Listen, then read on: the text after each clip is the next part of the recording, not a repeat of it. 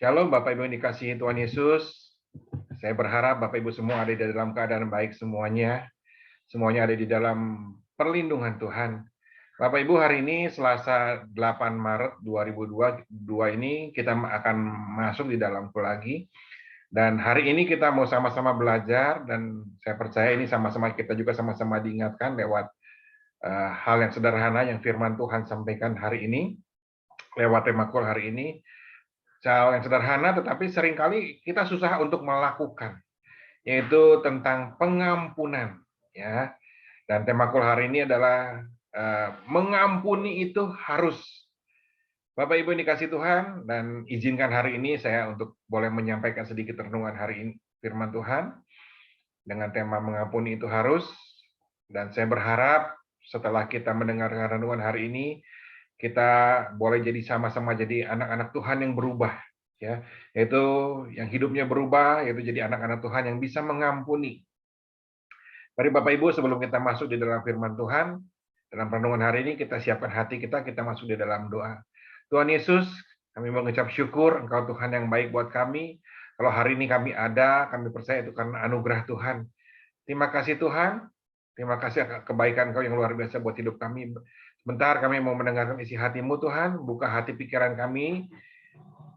Kami mau membuka hati pikiran kami mau siapkan hati kami untuk boleh mendengarkan firman Tuhan. Urapi setiap kami anak-anak-Mu yang boleh mendengarkan firman Tuhan. Juga urapi hamba-Mu yang menyampaikan isi hati-Mu agar semua yang disampaikan memang berasal daripada-Mu dan mengubahkan setiap kehidupan anak-anak-Mu yang mendengarkan firman Tuhan hari ini Bapak. Terima kasih Tuhan. Dalam nama Tuhan Yesus kami berdoa, kami mengucap syukur. Haleluya. Amin.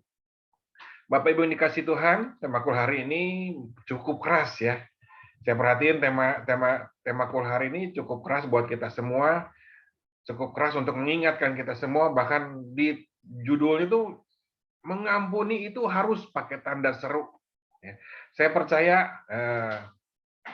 ini sesuatu tema ini mengingatkan kita semua, dan saya percaya setiap firman, setiap anak-anak Tuhan, setiap orang-orang Kristen yang mengaku bahwa dia adalah anak-anak Tuhan, memang harus punya satu ciri dalam kehidupannya, yaitu mengampuni. Ya,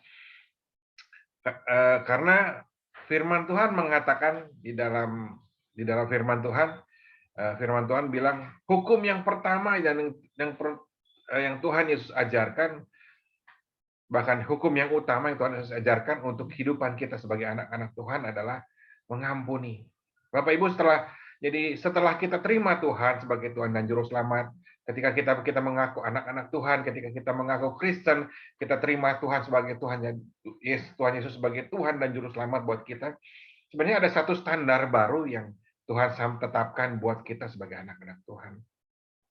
Tadi firman Tuhan mengingatkan, apa sih standar baru yang Tuhan kasih ketika kita menerima Tuhan sebagai Tuhan dan Juru Selamat kita?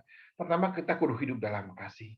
Ya, Matius 22 ayat 37 firman Tuhan, kasihilah Tuhan Allahmu dengan segenap hatimu dan segenap jiwamu dan dengan segenap akal budimu. Itulah hukum yang pertama dan yang terutama. Dan hukum yang kedua yang sama dengan itu ialah kasihilah sesamamu manusia seperti dirimu sendiri. Bapak Ibu, jadi ketika kita terima Tuhan sebagai Tuhan dan Juru Selamat, ketika kita jadi orang-orang Kristen, ada satu standar yang Tuhan tetapkan buat kehidupan kita, yaitu kita hidup mengasihi, hidup di dalam kasih, ya. Mengasihi Tuhan Allah dan mengasihi sesama manusia. Bahkan firman Tuhan bilang di dalam kedua hukum inilah tercakup seluruh isi kitab hukum Taurat. Ya. Bahkan Tuhan Yesus pernah mengatakan bilang bahwa kasihilah musuhmu dan berdoalah bagi mereka yang menganiaya kamu. Ya. Itu yang pertama. Ya. Kita sama-sama diingatkan kita harus mengampuni karena kita punya standar dalam kehidupan kita. Sebagai anak Tuhan kita perlu hidup dalam kasih.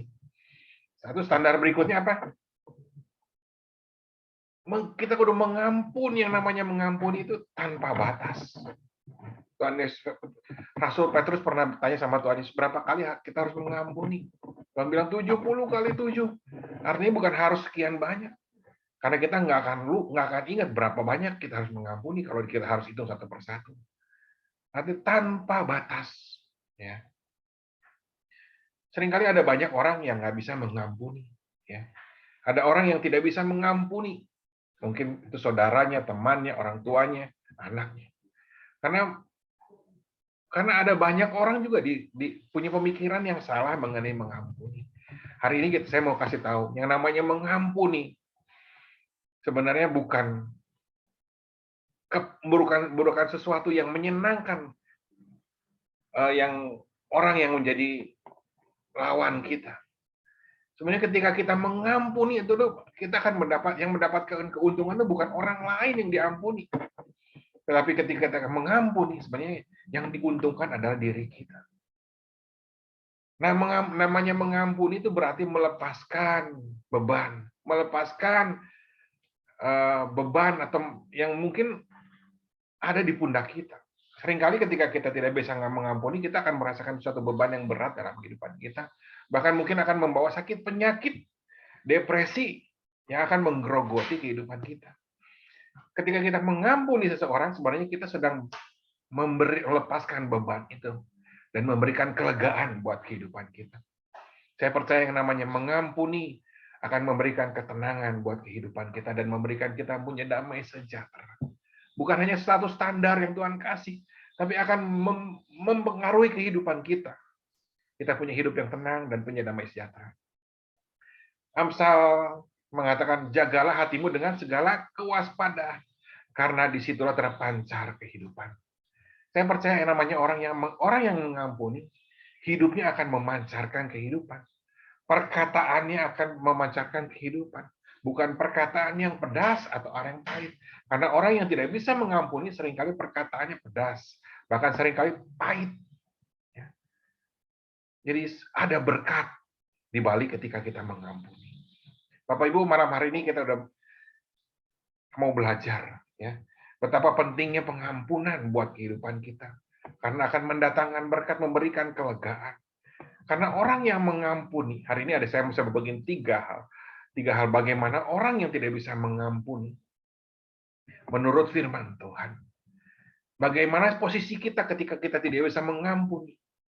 Karena hari ini kita mau belajar, mengampuni itu sesuatu yang harus. Mengasihi Tuhan itu sesuatu yang, mengasihi sesama itu sesuatu yang harus. Hukum yang Tuhan kasih buat kita itu kasih. Orang yang mengampuni ya, akan berefek tiga hal yang firman Tuhan katakan. Bagaimana posisi orang yang tidak mengampuni? Yang pertama, orang yang tidak bisa mengampuni berarti orang yang hidupnya masih ada di dalam kegelapan. 1 Yohanes 2 ayat 9 firman Tuhan, barang siapa berkata bahwa ia ada di dalam terang, tetapi ia membenci saudaranya, ia berada di dalam kegelapan sampai sekarang. Bapak Ibu, ketika kita terima Tuhan sebagai Tuhan dan Juru Selamat, sebenarnya kita dipindahkan dari gelap kepada terang. Tetapi kalau kita, firman Tuhan bilang, kalau kita tetap membenci saudaranya dan tidak bisa mengampuni, sebenarnya kita belum pindah. Artinya apa? Pengakuan kita kepada Tuhan, terima Tuhan cuma sampai di mulut, nggak sampai di hati kita. Ketika kita ada di dalam kegelapan, sebenarnya kita tahu orang yang ada di dalam kegelapan, akhir hidupnya sebenarnya ada di mana? Akhir hidupnya pasti nggak diselamatkan oleh Tuhan. Sekalipun sudah terima, minta Tuhan mengaku sebagai Tuhan Yesus sebagai Tuhan dan Juru Selamat. Tapi sebenarnya itu cuma hanya di mulut. Orang yang tidak bisa mengampuni sebenarnya itu bisa diibaratkan seperti orang yang menghilangkan keselamatan yang sudah Tuhan beri. Sudah mengaku Tuhan sebagai Tuhan dan Juru Selamat, tetapi disia-siakan dan dirusak keselamatan yang Tuhan kasih. Karena hidupnya tetap ada di dalam gelap. Itu yang pertama. Orang yang tidak mengampuni, hidupnya masih ada di dalam gelap. Orang yang hidupnya dalam gelap, akhirnya kita tahu akhir hidupnya ada di mana. Bukan keselamatan yang Tuhan kasih, ya, tapi ada di neraka. Ya. Yang pertama tadi hidupnya tetap ada dalam kegelapan. Orang yang tidak mengampuni, artinya hidupnya adalah orang yang hidupnya tidak mungkin mengasihi Allah. Ya. 1 Yohanes 4 ayat 20 firman Tuhan, jikalau seorang berkata, aku mengasihi Allah dan ia membenci saudaranya, maka ia adalah pendusta. Karena barang siapa tidak mengasihi saudara yang dilihatnya, tidak mungkin mengasihi Allah yang dilihatnya. Orang yang tidak bisa mengampuni, sebenarnya kekristenannya penuh dengan sandiwara. Karena hidupnya pasti tidak bisa menikmati hubungan dengan Tuhan. Pasti tidak bisa mengasihi Tuhan. Bagaimana kita bisa mengasihi Tuhan? Bagaimana kita yang ditunjukkan lewat doa kita, lewat hubungan kita dengan Tuhan? Kalau dengan sesama sendiri kita masih membenci. Saya percaya ketika kita berdoa, tapi hati kita punya kebencian kepada orang lain, doa itu seperti yang terhalang. Ya. Firman Tuhan bilang, nggak bisa digabungkan antara terang dan gelap. Tuhan itu terang. Tetapi orang yang ada yang masih belum bisa mengampuni, seperti orang yang ada di dalam kegelapan. Apakah kita bisa berdoa kepada Tuhan dengan benar kalau hati kita dipenuhi dengan kebencian? Bapak Ibu, saya mau ingatkan, kasih Tuhan itu harus dibuktikan dalam perbuatan. Dimulai dari hal yang sederhana, yaitu dari hal yang bisa kita lihat terlebih dahulu. Bagaimana kita bisa mengasihi Tuhan Allahmu kalau kita nggak bisa mengasihi saudara yang kita orang yang kita lihat. Kita masih simpan kebencian itu. Ya. Jadi yang kedua, orang yang tidak bisa mengampuni, hidupnya pasti tidak bisa mengasihi Allah. Ya. Tadi yang pertama, orang hidupnya masih dalam kegelapan. Yang kedua tadi, orang yang tidak bisa mengampuni, hidupnya tidak mungkin bisa mengasihi Allah. Hal yang ketiga, yang terakhir, orang yang tidak bisa mengampuni, hidupnya berakhir di neraka. Matius 6 ayat 14 firman, karena jikalau kamu mengampuni kesalahan orang, Bapamu yang di sorga akan mengampuni kamu juga. Tetapi jika kamu tidak mengampuni orang, Bapamu tidak akan mengampuni kesalahan. Bapak Ibu, ini satu peringatan yang serius buat kehidupan kita. Sekalipun kita terima Tuhan sebagai Tuhan dan Juru Selamat. Kalau kita tidak bisa mengampuni, sebenarnya kita tidak mengenal Allah sendiri. Kita tidak mengenal kedatangan Tuhan Yesus. Kedatangan Tuhan Yesus itu mempertegas, menunjukkan kasih-Nya lewat pengorbanannya. Ia jadi manusia, dia mati kayu disalib, dibunuh di kayu salib. Menunjukkan kasih-Nya. Kalau kita bisa mengampuni orang lain, berarti kita tidak mengenal kasih Tuhan. Sia-sia pengorbanan Tuhan Yesus. Keselamatannya hanya sampai di mulut, belum sampai di hati, saya ulangi lagi. Sedangkan yang namanya keselamatan itu harus sampai di hati. Yuk, ayat Tuhan yang terkenal sekali, Roma 10 ayat 9, firman Tuhan. Sebab jika kamu mengaku dengan mulutmu, ya, bahwa Yesus Tuhan dan percaya dengan hatimu bahwa Allah telah membangkitkan Dia dari antara orang mati, maka kamu diselamatkan. Karena dengan hati orang percaya dibenarkan, dengan mulut orang mengaku diselamatkan. Ini dua hal yang Tuhan mau.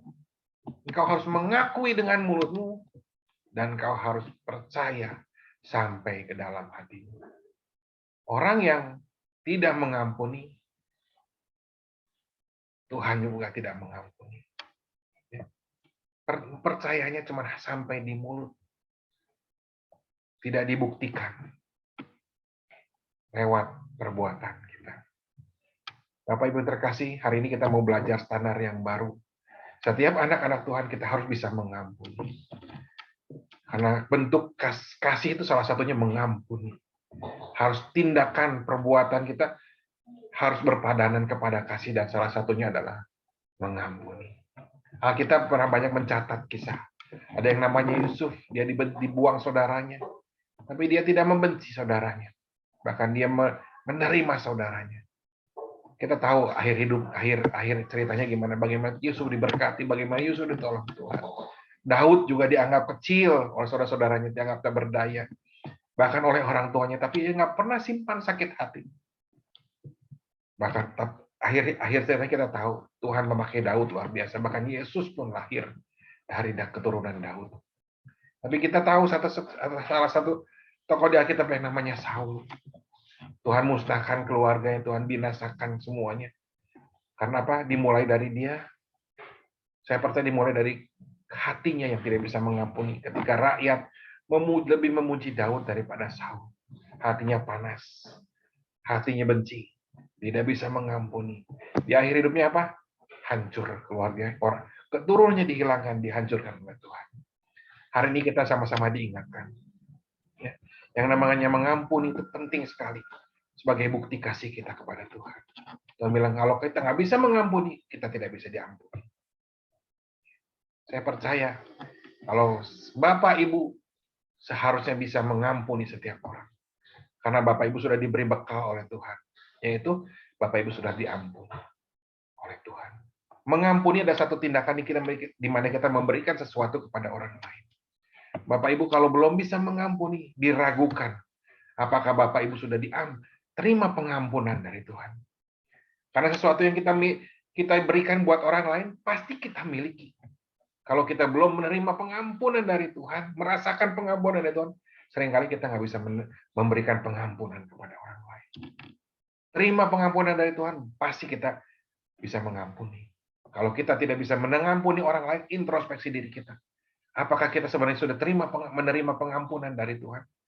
Apakah pengakuan kita, mulut kita kepada Tuhan sebagai Tuhan dan Juru Selamat itu sudah dengan hati kita atau cuma mulut kita? Malam hari ini introspeksi. Jangan sampai Tuhan ingatkan kita dengan masalah.